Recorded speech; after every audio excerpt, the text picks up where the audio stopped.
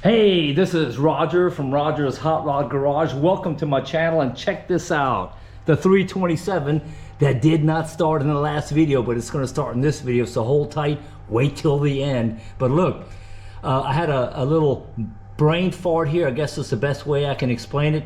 It happens every now and then. It actually happens a lot more than I'd like to admit to. But look, this is not your fake channel. I'm not going to edit the mistakes out of here. So what I did, I put in that new HI distributor, and right there where my finger's at is where the rotor was actually pointing to it, which traditionally is what you do. You point it right here and it goes to that #1 spark plug right here. And I've got my top dead center marked right down here, and you can actually see the 0 on there right now. So I just confirmed that that is actually true top dead center. But look, here's my brain fart here on Roger's Hot Rod Garage. The rotor's right here, and that means that's top dead center. So as this rotor goes clockwise, going around this way, this is the one that was going to #1, but now I've got it going to, magic number is 8 right now. So this was 1. So basically the technical term for that is timing retarded, or retard the timing. And what it was, this is where it's actually top dead center. Then it traveled another 5, 6, 7 degrees. And then as the piston was going down is when this one was firing. Now, I've already got this pointed to 8, like I told you. So what I did is I took off this one, moved it here. No, actually I moved this one here, here, here, here, here. So you basically take one off, keep it in your hand, and move it around. Now the alternate solution for that is to pull the distributor cap back off, take your wires back off, pull the actual base distributor back out, relocate it 1 notch and push it back down. I've got plenty of slack when I made these things about 2 weeks ago. So I opted for just taking it off one, moving over here, taking off this one, moving over here, take off this one, moving, and so forth. So basically, I'm still in the right firing order. And now, finally, I should be able to crank this thing up, because I had that little whoop, whoop, whoop sound. And what that tells me, as it was firing, the exhaust valve was actually opening up, and that's what you were hearing right down here. I had no backfire, so I wasn't 180 degree out, so I'm close. But you know what? I'm off 20 degrees, but 20 degrees on one of these high compression, very accurate time 327 means a whole lot. But look, let me catch my breath here before I get to finishing this up right now, which is going to be in this video, I promise you that. I'm charging my battery over here, by the way, just in case. I've got a whole lot of other little projects. Now, as you can identify what this is in the comments, you probably know what it is. That's toilet paper and fecal matter. So since I'm so damn cheap to have somebody do that for me, I got my arm all up in there. No, I didn't pull this out. I actually had a professional come out of here, because that is my drain right down here. And 18 meters, which is about 30 feet that direction, is where that damn handle came off right here. This is so water can't backflow into your system in case you got a flood here, which we never have here anyway. But anyway, what that caused, that little sucker was jammed up in here, and it caused my house and the neighbor house's poop to be stopped up all the way until the bottom of the toilets. Okay, so anyway, long story short, here's another issue that I've got. I call it the attention deficit disorder. So this is not my fault. This is my 15, 16-year-old garage door. The damn spring broke right here. So I'm cheap, so I'm not going to spend the 300 euros, folks. That's like $350 to have just one of these damn things replaced. So I'm going to clean it up and see if I can TIG weld it, put myself a bar up in here, loosen that screw right down here, and see if I can put that spring tension back up. I'll be wearing safety goggles for that particular object. But look, another reason I didn't get to this video faster than I did is because we spent the last 3-4 days in Hockenheim at the Top Fuel drag races, which of course was a blast. Now every time, it wasn't blast, it was a blast. But look, it's not all fun and games here in Roger's Hot Rod Garage. Every now and then we need to take a break, relax, roll the yoga mat out at the Top Fuel drag racing, and just do the Zen thing. But anyway, what I mean by that is we had the picnic table out there, performed flawlessly, except for the exhaust finally saying quit. So I'm gonna have to put a new exhaust on this thing, because it always rattles off here. But you've seen this video here, but this thing actually performed flawlessly. We've got the stripper pole on here, we've got the umbrella on here, we've got the barbecue grill at the back. But anyway, that's the highlight of the Top Fuel drag race, especially if you're driving around the pits on this thing. But look, what else can I show you out here? I've got to get this lined up too, because the 1930 Model A Coupe is heading down to Italy for the beach races in 2 weeks. Next weekend there's Pep Cars car show in Frankfurt. Don't want to miss that one. That's only like 20 minutes from here. But look, I'm going to place this tie rod in right down here, so you'll see that in the first part of this video. But that's about it. And I've got all the hamburger juice grease splatter off of the 55 Nomad. That was my hotel room for 3 nights down in Hockenheimring. And that's basically because the barbecue grill was set up right here in Hockenheimring. Of course, watch the video if you don't believe me. And all that hamburger splatter gets all over the place. No big deal. And then the grandkids were here for probably 3-4 hours, so we took all the sunflowers out here. Look, the damn flamingos are back. I can't help it. I've called animal control, but anyway. Harvested the sunflower seeds, and now we're just having them dry in these burger bun boxes, but just gotta do this every now and then with them. But look, so attention deficit disorder, high definition's kicking in. The next thing you'll see in about 2 or 3 days, now you in YouTube land won't realize this, but in 2 or 3 days, I'll be back here in 48 hours, and this thing will crank up. So stay tuned, like, subscribe, and share. Roger's Hot Rod Garage. Neighbor dog, hi, how you doing? All right, let's see which one of these is correct here. Nope. Of course, it's probably gonna beat the last damn one. Okay, that's it. That's a little bit loose right here. Let me see if I can break that loose right there. All right, I'm gonna use a little trick here before I can get to a alignment shop, or sometimes I don't even have to go to alignment shop. Take that right there, and as long as you got that little grease fitting on there, I'm going to measure it right here to that tip right there. You see that tip? And right there is where I'm going to lock in these calipers right here. And that way I just got to replace it with this brand new one right here with no play on it, and we'll see what happens. There it goes. Right tool for the right job. Alright, so that's the right part right there. Alright. So please indulge me for just a couple of seconds here. I've got to finish up this little project before I can enjoy that little project over there. But this is too easy right here. So that caliber measurement I made earlier today is right here. Spin that thing around just a little bit more. And what I got to do now is I got to get it. Oh, see, look, I've got it in just a little bit too far. So I'm going to come back out about, what is that, folks? About 1/8 of an inch. Shit, let me try that right there. Nope, one more. Looks like every turn is about a 1/16. Look at that, spot on. So I'll lock that jam nut up in there tight right now, and I'll call that a day. This is too easy. So the rest of the geometry is fine on this thing.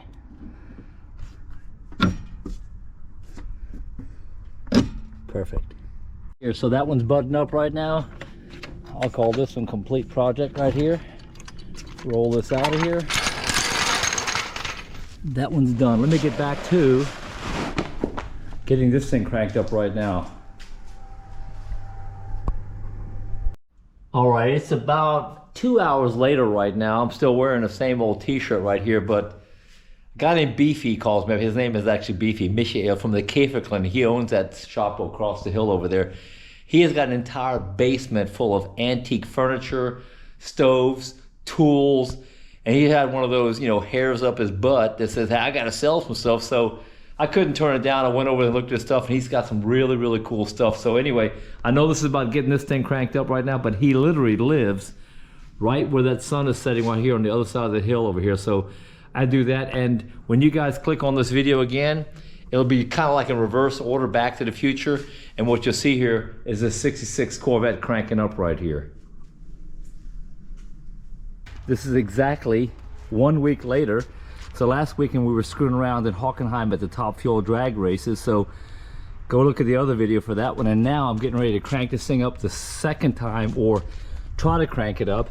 And like you saw, I changed all these around, but now I noticed I've got an oil leak, what I would call a fresh oil leak, and it's literally right down here. So everything's dry except for my conversion. So I'm just going to see to make sure that, see what's dripping right there? I don't know why it's dripping there. Hopefully this sucker's just loose. Oh man, it's kind of hard down here. Nope, that ain't the problem. So it's leaking from someplace, and I literally don't know where. So I'm gonna It's leaking someplace around here, so it might have been that adapter I put in here, but it shouldn't be leaking there. I just saw it in here, so I'm glad it's not the rear main seal. That's completely bone dry. But what I'm gonna do is I'm gonna slide this little catch tray over here and see if I can't figure out where the oil's coming from. But look, getting ready to crank this thing up. I've wet this carpet down here. The carpet's actually wet, and I got my exhaust flowing directly down here. So let me give this thing a try for the second time. All right, folks, this is always hairy right here because this is the second attempt. So I think that's it. I got the wires moved over one. I've got gas hooked up on the back. I'm gonna see why this oil canister down here is leaking, but I've got a catch can. So I'm gonna get down here. I got the safety glasses on right here so I don't mess up my eyes. I don't worry about the rest of my face because it is what it is. All right, so go ahead. Stop, something ain't right. Okay, go ahead. Oh, stop. Ignition off. Yeah. Got to hook up the 12 volts down here, which I forgot. There it is right there.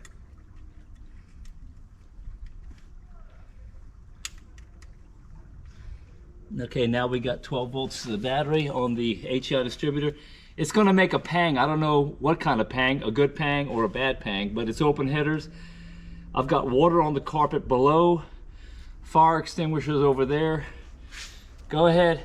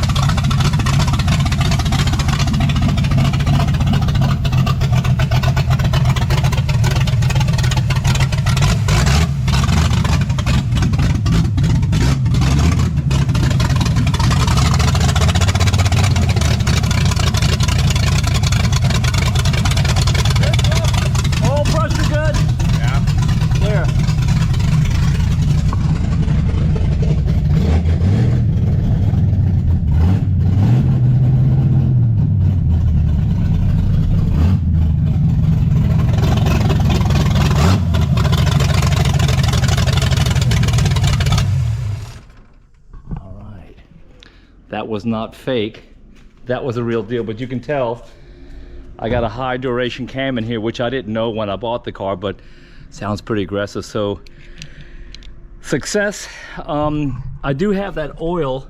Let me get my camera and point it way down here. I don't consider that a big deal because I'll figure it out. Oil is coming out of the oil filter down there, but I'll figure that one out. It's not coming out the seal, so that's a good news story. And that looks like I got my firing order correct.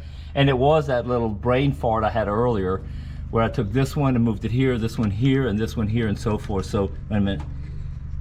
That one wasn't actually even clicked on here, but that shouldn't. Wait a minute.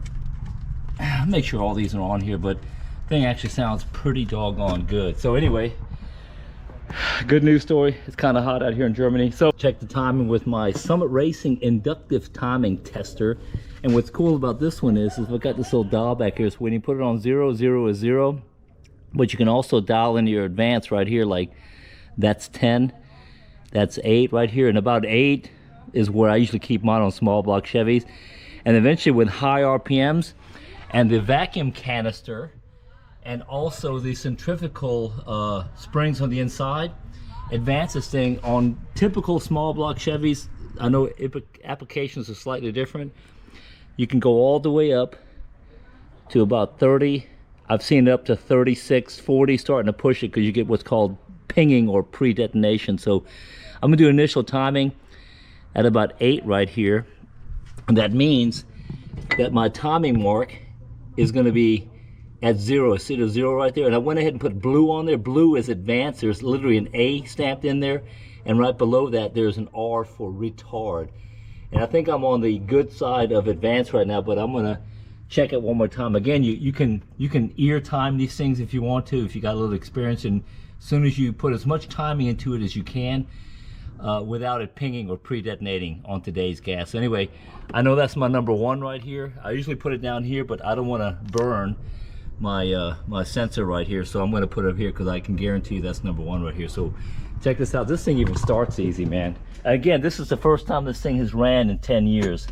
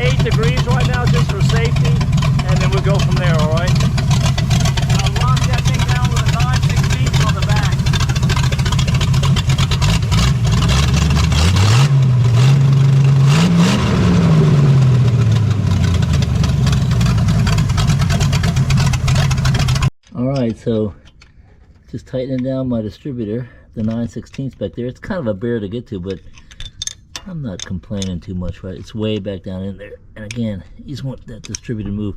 Again, I got this thing sitting at about, I think it's about 8 degrees before top dead center. We saw that earlier, timing gun and all that good stuff, but I think that's a safe place for it to sit right now. The only thing I still have to do is find out while that's leaking down there, and that's just the oil filter. I'm not really that worried about it. It's probably that adapter thing. This thing turned out pretty good as far as the angle on it right here. And now I just gotta tap into this wire. And if you notice earlier I had that ballast resistor on here. I had to actually cut this off right here and then bring it over here to the plus side of this automatic choke over here, so this thing will be set correctly. Hey, but that's basically it. Bob's your uncle. This thing is running perfectly fine.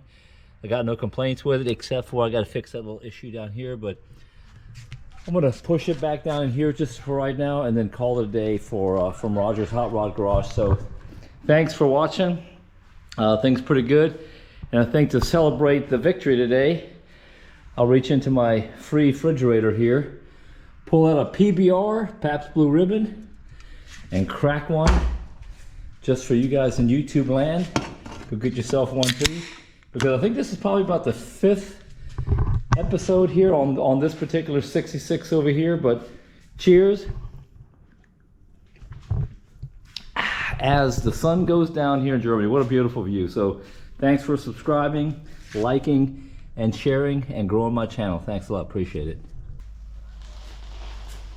You know, this thing, I'm surprised how light the damn thing is, because I can literally just push it in and out. So I guess it is a fairly light car, but hey, check this thing. This thing actually rocks, man. I love the way this thing's looking. And I've told a couple of buddies of mine and friends, if this was a convertible, I literally wouldn't have bought it. I bought it because it's got these very, very light accented flares on it, which I think just looks killer. I love the coupe, and I mean, sure, if somebody gave me a convertible, I would take it too, but I bought it specifically for the coupeness and the way this thing's look. Now that's a 67 hood is what I've been told. I don't know, I'm not an expert on these things. All right, so there's my adapter right there. Let me see if I can shine the light on it. You saw the other one, see the little silver thing? That ain't leaking. Basically, I went ahead and just replaced the oil filter. That is a pH 5, that's standard. You can also use a pH 30. But literally, I think it was just loose and it was leaking right in this crack right here. So I usually hand tight these pretty good, snug them up, well, honk it, if you will. And what I did here is I went ahead and put a new one on here. I'll add a quart of oil in here. And this time I actually used that ratchet that you put to the bottom right here and just tighten it up a little bit more than I usually would and see if that solves the problem. But look, my lucky evening, I'm down here and I just happened to notice that 3/8 and that 3/8 from a project like 2 or 3 weeks ago. I just didn't tighten them up. So let me go ahead and knock that out. Maybe I've been drinking just a little bit too much of that Pabst Blue Ribbon right there. I only had a can of that stuff today, so that can't be it. But look at that. I just forgot to tighten that sucker up and it's going nice up in there. Again, you don't want to tighten these too tight, just nice and snug to put a little bit of honk on here. And the one right behind it, same thing with his brother over here. I don't know why I just didn't tighten it up. I don't know why, but we'll figure it out. And I'm going to go ahead and shimmy on over here and see if I forgot one on this other side over here. I don't think I did, but let me shimmy, shimmy, shimmy, shimmy, shimmy, and just take a quick little eyeball over here. Now they're all good and tight. And let me shimmy on over here. And I know I'm gonna get a comment on why don't you just buy yourself a lift? Well, I ain't got no room for a lift in here because the ceilings ain't high enough. But hey, again, and I'm glad I crawled down in here because I was wondering how come that 4-speed wasn't shifting properly. And that's because both of the linkages, this linkage was off, that linkage was off, and the third one back here, don't know what it's for, but it was off there. But the previous owner was nice enough to actually leave me all the pieces, so I basically just bolted everything back together. And the only thing I got, hope that is a 9/16. I was correct on that one. See, lefty loosey, righty tighty. Yeah.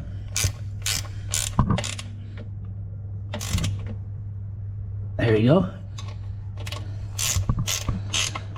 I'm not making this up. I actually just crawled up underneath here. Okay, it's shifting now. Couldn't tighten it. I don't think that, yeah, that last one might actually have.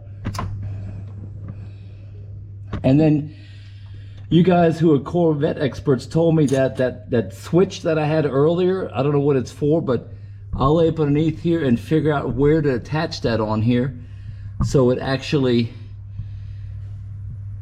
Oh, you know, I was wondering earlier why the speedometer was revving up when I was revving up the engine, but the damn thing was in gear because I had the clutch out on it. But obviously, since there's no drive shaft running from behind the transmission to the rear differential, it didn't spin, or obviously it didn't go forward. So at least I know that all this driveline is working because I didn't have it in here. Let's see, is that oil? No, that's clean. This thing's actually pretty doggone dry up in here. So anyway, let me shimmy out from underneath here. I call that the shimmy right here. All right. Hey, thanks for staying till the end, okay? I think I got this problem solved.